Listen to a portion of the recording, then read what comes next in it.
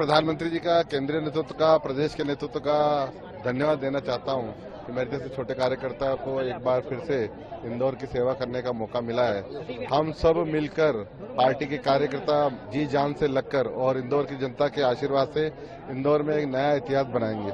400 पार इस बार कहा जा रहा है और इंदौर से 8 लाख से जीत बताई जा रही है। इंदौर में नया रिकॉर्ड बनेगा, इतिहास बनेगा। क्या इंदौर के सांसद शंकर लालवानी को बीजेपी ने इंदौर लोकसभा सीट पर रिपीट कर दिया है। शंकर लालवानी को जैसे ही मालूम चला कि लिस्ट में उनका नाम आया है तो एक बार तो उनको यकीन ही नहीं हुआ। वह बीजेपी कार्यालय में थे और सीएम मोहन यादव की अगवानी की व्यवस्था कर रहे थे। तभी बीजेपी ने लिस्ट जारी कर दी। शंकर लालवानी ने मोबाइल पर लिस्ट को बार बार स्क्रॉल करके देखा और जब उन्हें अपना नाम इंदौर सीट पर दिखाई दिया तो उसके बाद भी उन्होंने बीजेपी में वरिष्ठ नेताओं से इस बारे में पूछकर संपर्क किया। जब बीजेपी के वरिष्ठ नेताओं ने बताया कि लिस्ट फेक नहीं है और बीजेपी ने उनको इंदौर लोकसभा सीट पर एक बार फिर से चुनाव लड़ने का फैसला किया है, तब जाकर उनके चेहरे पर मुस्कान आई। कैलाश विजयवर्गीय ने बीते दिनों इंदौर में एक कार्यक्रम में बोला था कि शंकर लालवानी का टिकट कट गया है।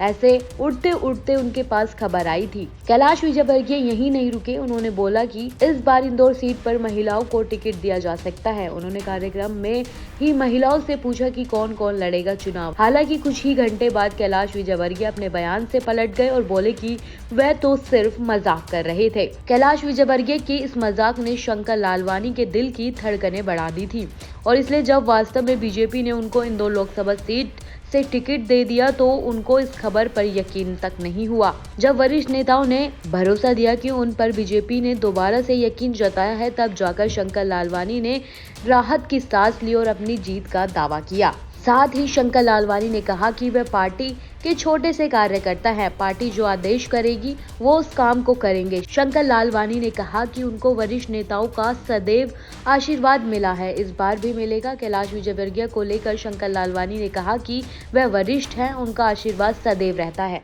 प्रधानमंत्री जी का, केंद्रीय नेतृत्व का, प्रदेश के नेतृत्व का धन्यवाद देना चाहता हूं कि मेरे जैसे छोटे कार्यकर्ता को एक बार फिर से इंदौर की सेवा करने का मौका मिला है। हम सब मिलकर पार्टी के कार्यकर्ता जी जान से लगकर और इंदौर की जनता के आशीर्वाद से इंदौर में एक नया इतिहास बनाएंगे। 400 पार इस बार कहा जा रहा है और इंदौर से 8 लाख से जीत बताई जा रही है। इंदौर में नया रिकॉर्ड बनेगा, इतिहास बनेगा। क्या नई चुनौतियां रहेंगी जो पिछले कार्यकाल में पूरी नहीं हुई? देखिए, माननीय मोदी जी के नेतृत्व में हमारी डबल इंजन की सरकार ने शहर में बहुत सारे विकास कार्य किए हैं। विकास निरंतर प्रक्रिया है। आने वाले समय में इंदौर एक उभरता हुआ शहर है, उम्मीदों का शहर है और विकास करेंगे। आप ऐसी ही तमाम जानकारियों के लिए हमारे साथ बने रहें और देखते रहें सहारा समय का डिजिटल प्लेटफॉर्म।